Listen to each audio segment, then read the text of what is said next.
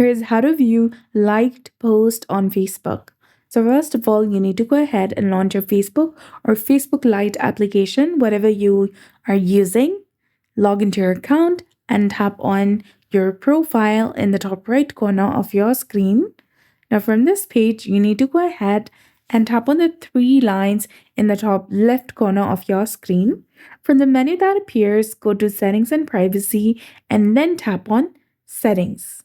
From the settings page, you need to scroll down and go to the section of your activity where you can review your activity and the content that you're tagged in. Now tap on Activity Log option in order to see your liked post or the post where you have commented and reacted to. Tap on Manage Comment and Reactions.